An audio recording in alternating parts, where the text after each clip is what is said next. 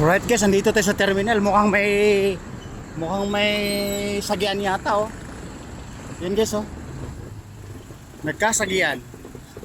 Dito po 'yon sa may ano namin sa terminal sa pag-ahon ng tulay. Alright. Ayan, nagkasagian oh. Sigurado damage yan guys. Magkaroon ng bayarin, alright? Ngayon lang yan siguro pag-ahon ko sa tulay. Nakita ko nagkadikit na yung gilid ng 5 star at saka yung SUV yata to. Montero guys, Montero. Ayan o. Kita nyo na. Siguro umatras siguro to. Tapos hindi napansin. Alright. Kita nyo na. Kaya medyo nagka-trape, halfway po siya.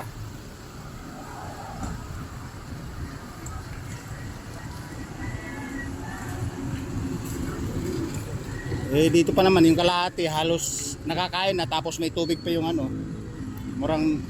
Parang membro din sa Ghost Multo, alright?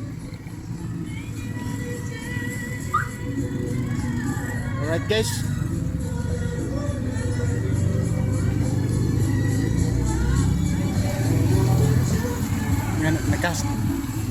Nagkasagian.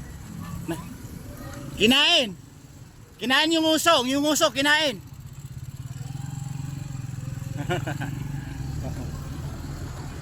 Ayun guys, yung mga bida-bida, halos kapitbahay natin to. Ayan. Boss. Alright. Yung mga bida-bida natin, mga followers natin yan. Kaya nakilala tayo. Sigurado guys, ang magbabayad nito yung ano, yung may kasalanan, di ba? Ang magbayad nito yung may kasalanan. Alright? Punta tayo dito, ikutan natin dito.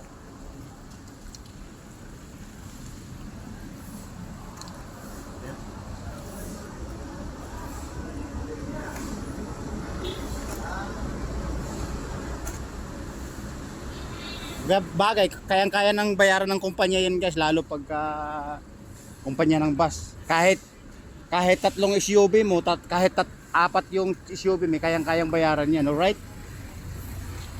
Ano?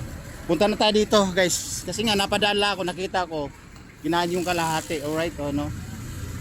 Damage, bayarin ng kumpanya, sigurado.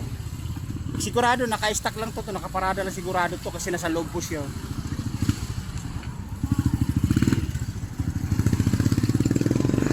Kaya guys, tagulan ngayon, papasok yung tagulan, kaya ingat tayo sa magpamamaniho, alright? Ingat tayo kasi katulad nito sa nangyari, oh. Ayan, ah. May damage, may babayaran. Again, may damage, babayaran. Sigurado kasalanan ng bus to, hindi napansin. Kasi nakapasok na tong SUV na to, Montero, alright? Kaya mga driver dyan, ingat tayo dahil tagulan na, papasok yung tagulan, dahan-dahan sa pagmamaniho.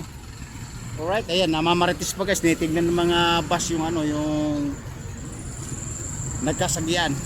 Again, kinain yung Montero yung pisngi, at yung gilid naman kinain ng Montero yung gilid ng 5 star to. Alright, punta muna tayo dito. Boss, 4 na channel tayo.